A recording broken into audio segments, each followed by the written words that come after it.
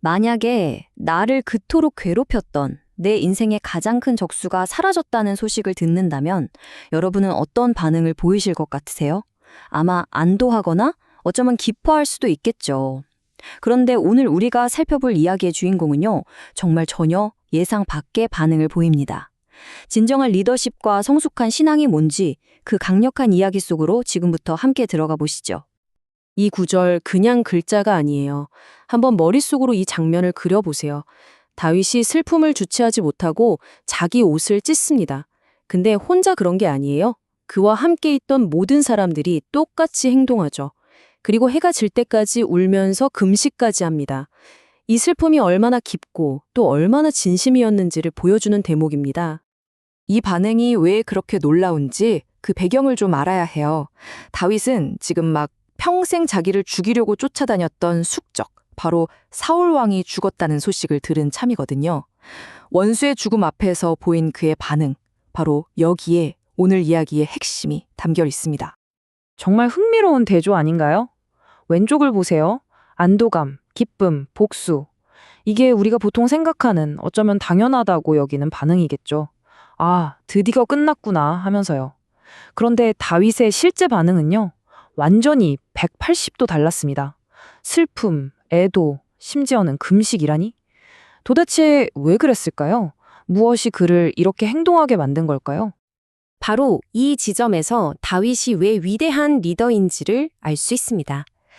그의 반응은 단순히 개인적인 감정을 넘어선 거였어요.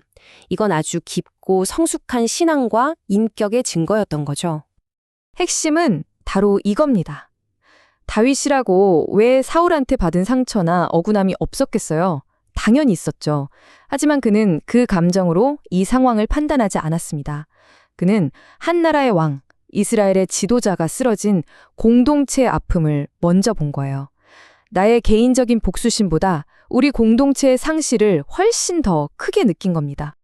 다윗의 슬픔은요, 그냥 보여주기식 퍼포먼스가 아니었어요. 그 슬픔은 한 사람에서 시작해서 점차 주변으로 확장되어 나가는 아주 넓고 깊은 것이었습니다. 그 슬픔이 커져가는 과정을 한번 따라가 보시죠. 그래서 우리가 오늘 이야기하는 공동체를 품는 신앙이라는 게 바로 이런 겁니다. 나의 상실감, 나의 슬픔에서 시작하지만 거기에만 머물러 있지 않는 거죠. 그 슬픔이 우리의 상처, 우리 공동체의 아픔으로 확장될 때 그때 비로소 우리는 개인의 신앙을 넘어서 공동체적인 신앙으로 나아갈 수 있게 됩니다. 자, 슬픔의 확장이 이렇게 일어납니다. 먼저 자기 목숨보다 사랑했던 친구, 요나단의 죽음. 이건 지극히 개인적인 슬픔이죠. 하지만 여기서 멈추지 않고 두 번째, 자기를 죽이려 했던 원수 사울을 위해서도 똑같이 슬퍼합니다. 그리고 마침내 세 번째, 왕을 잃어버린 이스라엘 공동체 전체의 아픔을 자기 아픔으로 끌어안게 되죠. 개인의 아픔이 공동체의 아픔으로 승화되는 정말 놀라운 순간입니다. 자, 여기서 혹시 오해하시면 안 되는 게 있어요. 다윗이 감정을 억지로 누르거나 감정이 없는 사람처럼 행동했다는 뜻이 절대 아닙니다. 오히려 그는 누구보다 솔직하게 자신의 감정을 표현했잖아요. 진짜 중요한 건 그 감정을 다루는 방식에 있었습니다. 다윗은 슬픔이라는 감정을 피하지 않고 온전히 느꼈습니다. 하지만 그 감정이 자신의 판단을 흐리게 만들도록 내버려 두지 않았어요. 사울의 죽음을 두고 거봐, 하나님이 심판하신 거야 라면서 자신의 정당성을 주장할 수도 있었지만 그러지 않았죠. 자신의 억울한 감정이 신앙을 왜곡하도록 두지 않은 것. 이것이 바로 성숙한 신앙인의 모습입니다. 이 말이 모든 걸 설명해 주는 것 같아요. 솔직히 사울은 좋은 왕이 아니었고 인격적으로도 문제가 많은 사람이었잖아요. 하지만 다윗은 사울이라는 사람을 본 게 아니라 하나님께서 기름 부어 세우신 왕의 자리, 그 권위를 존중한 겁니다. 권위자를 대하는 나의 태도가 곧 하나님을 향한 나의 태도라는 걸 알았던 거죠. 그러니까 다윗 앞에는 여러 선택지가 있었던 거예요.